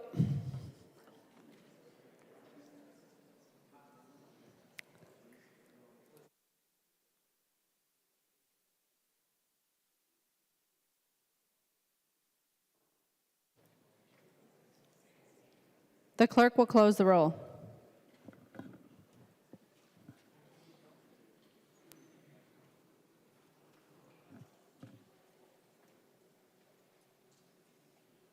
There being 53 ayes and 69 nays, the motion does not prevail. The amendment is not adopted. There are no further amendments at the desk. The clerk will give the bill its third reading. Third reading, House File Number 680. Third reading, discussion to the bill. Representative Heinzman. Thank you, Madam Speaker. I rise today to speak in favor of the bill. I am one of those hunters that has been in that scenario that was described where you have the unfortunate situation of possibly wounding an animal. In my particular case, there's been 3 occasions where it immediately began to rain once the shot was made. In those situations, your blood trail oftentimes is gone. Any sign in the grass and leaves that might indicate the animal went this way or that way is disappearing or gone, and you're unable to follow that track. I think that having an opportunity to bring in an animal, a canine, and be able to locate that animal makes sense. Locate that deer or that bear. I'd also add that in the case of a scenario where you may be like me, and I got my family here today, they're often with me when I'm going and I'm tracking this deer or this animal, whatever the case. And that's going to leave some scent in the woods as well. And that's a difficult discussion, maybe. It can interrupt another hunter. And I'd try to be as sensitive as I can to that, but I do want a speedy recovery. And humans leave scent. A dog will leave scent. I understand the argument that a canine may be more disturbing, potentially, and in terms of the scent. But people, as we were hearing earlier, Representative Eklund mentioned how much effort folks go to have rubber boots and make sure the scent is removed from those items that will make contact with the ground or other material in the woods. But those are other things to be considered, and I think it's a good bill. I'll be supporting the bill. Thank you for bringing it forward, Representative Tabke. Further discussion to the bill. Representative Munson. Thank you, Madam Speaker and members. I rise in opposition to this bill, especially after Representative Tabke talked about his constituent waiting 12 to 8 hours before shopping for his wiener dog to go track these bear or deer into this property, in this private property. Whereas I think it's important that the hunter should first seek permission from the owner or make every attempt to contact the owner during that time, or use that 12 to 18 hours, I'm sorry, to find someone who can see color. That would be my request, at least to have that in the bill. So I would ask members to vote no on this bill. Thank you. The member from Dakota, Representative Hansen. Thank you, Madam Speaker and members. And just to that point, I would encourage people to look in the bill on line 4.6, 4.7, and 4.8. The trespass provisions in this section apply to activities under this section, including all requirements to gain permission to enter private or public property. I'd encourage people to vote for the bill. It's a good bill. Representative Hertaus. Thank you, Madam Speaker. Well, thank you for the discussion, members. Basically, this is a bad day for standing up for property rights. And so in the interest of very few people out of a couple 100,000 deer that are harvested annually, of which there's been little or no problem or issue with this for more than 50 years, you're now requiring or making it onerous upon property owner to have to post the property around the entire perimeter in order to protect his property rights. So the burden is now on the property owner rather than some trespasser who just wants to go after a firearm or after an animal, a wounded animal. Now, Representative Tabke has mentioned that you need to find the animal so you can put it down. Well, Representative Tabke, you're not allowed to take a firearm onto the private property. So you're going to pursue an animal with a dog, and you're going to be chasing this animal further in because they don't all die. And you're going to be chasing an animal all the way through somebody's private property, making a great opening weekend. Thank you, Representative Tabke. I urge a red vote on the bill. Further discussion. The member from Ramsey, Representative Herr. Madam Speaker, thank you. I rise to support Representative Tabke's bill. I am a hunter. I have been hunting for about 20 years. We hunt as a family.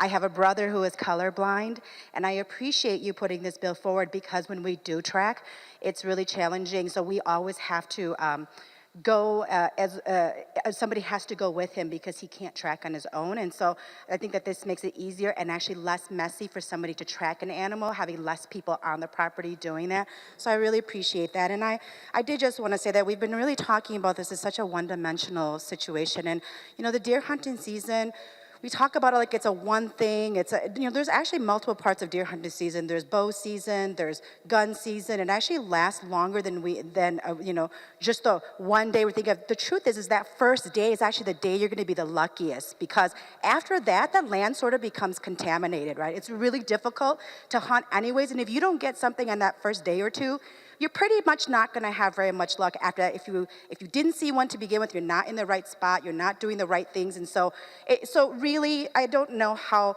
even if the deer season were 5 months long, I don't know how this would change anything. And I did also just want it not to be lost upon us that this year I actually have been working a lot with hunting groups and trappers specifically who I met twice, once in my office and once at an event for them. And they don't get permission to trap, and you don't even know their traps are on your land, and you're more likely to have your dog get hurt in other things than to, you know, have conflict with a hunter and their dog coming in. And so I guess if we're going to sort of look at this and want to adjust this, we have to look at then not singling out, because the one thing I heard from those trappers is don't single us out, because when you create a law that just looks at what we do as trappers, you single us out. And I feel like we're doing the same thing by just putting, you know, although the amendment has already been defeated, I feel like the way Representative Tabke has this laid out is probably the most fair. And if we all talk about how much we love hunting and how great hunting is and how much we prepare, colorblind people love it as much, and they want to have as much of the thrill that people who are not colorblind have when they get to go through this too. And you know, you don't take your gun onto somebody's private property. When I've had to track a deer and put it down, I had to use a knife. And so I think that hunters already know what they're supposed to do and how they're going to do it. And so I think that we kind of convolute the situation when we bring in all of these what ifs and how and who doesn't know which piece of the law. The truth is hunters are some of the smartest best people who know what they do. I've never seen a hunter a dog just bring some random dog who was wild and bites people to go hunting with them, because that's not productive for them either. So I think that a lot of the fears that we're feeling, people who hunt, we actually are really responsible about hunting. We actually are really responsible about the animals that we choose to attend with us, that we train them for years. We buy them as pups and as full breeds so that we can train them to do this. I have never met a hunter who just brought some random dog to go hunting with them. So I think some of these fears that we have, I don't want us to not vote green for this because we're afraid that all of these what ifs. I would suggest that we support Representative Tabke's bill. Thank you. Any other members wishing to speak to the bill? Representative Freiberg. Thank you, Madam Speaker. Just a quick note. I feel like whenever the issue of colorblindness comes up, I sort of feel this obligation to speak since I do have red-green colorblindness myself. A couple years ago, we added a provision into law allowing hunters to wear blaze pink, even though the science suggested it was hard for people such as myself to see that. And I actually tried some of those honestly, it hasn't affected me that much. I can't see certain shades of red and certain shades of green. But I did discover when trying on some N-chroma glasses that light pink is actually a color that I can't really see. It just looks like white to me. So the blaze pink, I imagine, I'm not a hunter myself, but I imagine that would cause me a problem, cause me some concern if there were people out there wearing blaze pink. You know, this... Thank you, Representative Lucero. That jacket is very impressive. I assume it's pink. And I kind of lost my train of thought with that. Representative Lucero's jackets kind of have that effect on people sometimes. Anyway, you know, I sort of feel like hunting does put people such as myself at a disadvantage, especially when you add in blaze pink. So thank you, Representative Tabke. I appreciate your receptiveness, your willingness to learn about the issue, and how conscientious you are addressing the concerns of your constituents, including those who have color blindness. So other people with color blindness, such as me, truly appreciate it. So thank you, Madam Speaker. The member from Isanti, Representative Dowd. Thank you, Madam Speaker. Point of parliamentary inquiry. State your point of parliamentary inquiry. Is this the last bill on the calendar for the day? This is the last bill on the calendar for the day, Representative Dowd. Thank you, Madam Speaker. I'd move that the House be allowed to meet past midnight. He did say the words blaze pink, didn't he? The member from Hennepin, Representative Elkins. Any further discussion to the bill? The member from Clearwater, Representative Grossell. Thank you, Madam Speaker. And just for everybody here, I was handed an anonymous note earlier during the debate, and it clearly says, please vote against this bill. I want to be left alone. Signed, Bigfoot.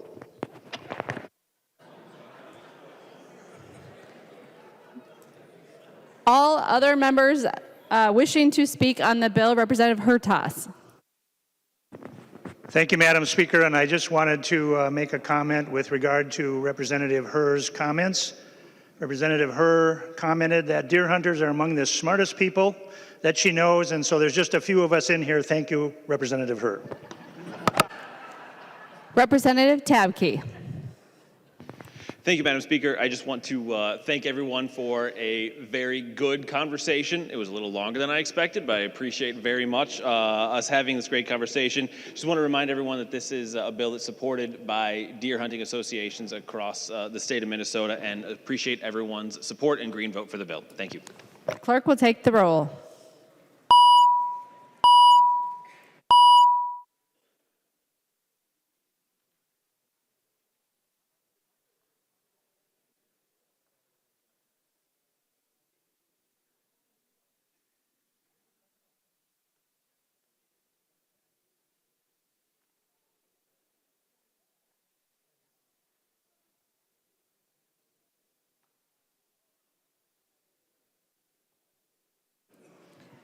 Members, please vote. The clerk will close the roll.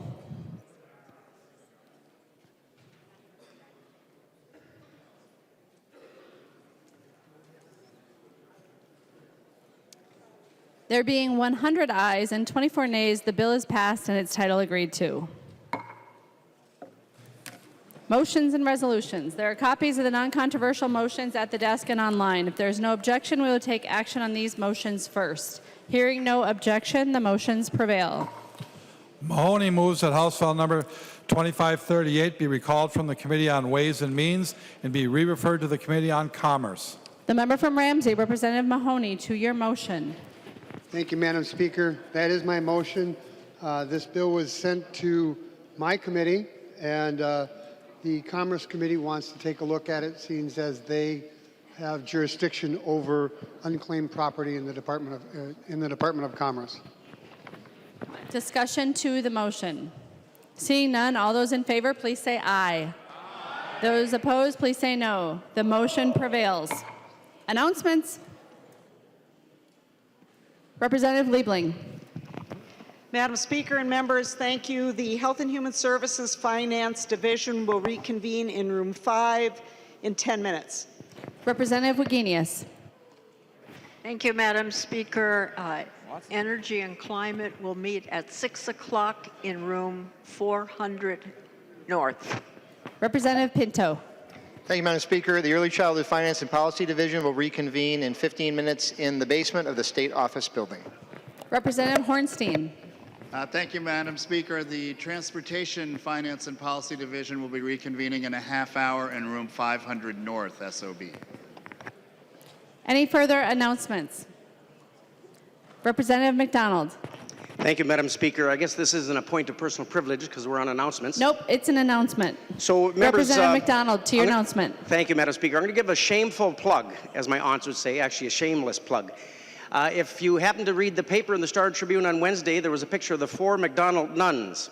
And currently, the St. Paul History Theater is doing a production on them, which begins tonight.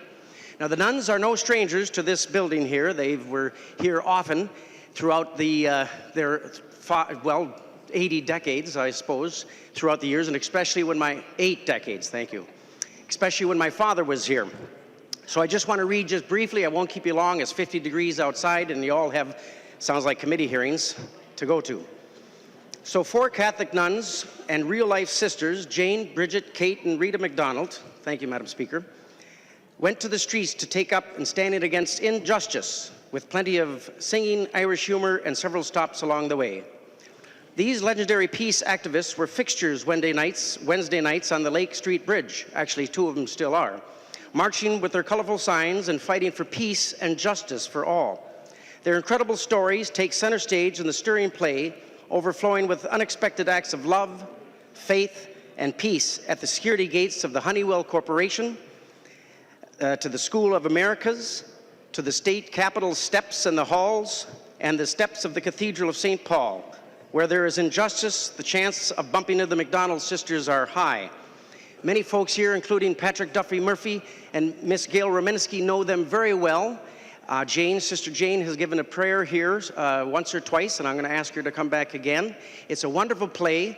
I understand that also there's an actor that plays Representative KJ, the late KJ McDonald as well, when the nuns go up against him, since he was far on the right side and they were far on the left side. Representative Pulaski and Representative Murphy and Representative Kahn and Representative Karen Clark were all dear friends of the nuns, and they always fought for the little man, for the little woman, for any man and woman that was being treated injustice. And they did it with compassion, love, and tenderness. We could all learn something from them. So if you happen to have a chance with this shameless, shameful plug, go to see the 4 Nuns production at the St. Paul History Theater. It goes until April 14th. Thank you, Madam Speaker. Any further announcements? Representative Winkler. Madam Speaker, I move that when the House adjourns today, it adjourns until 3:30 p.m. Monday, March 25th, 2019. Representative Winkler moves that when the House adjourns today, it adjourn until 3:30 p.m. Monday, March 25th, 2019. All those in favor, please say aye. Those opposed say no. The motion prevails. Representative Winkler. Madam Speaker, I move that the House do now adjourn. Representative Winkler moves that the House do now adjourn. All those in favor say aye. Those opposed say no. The motion prevails and the House stands adjourned until 3:30 p.m. Monday, March 25th, 2019.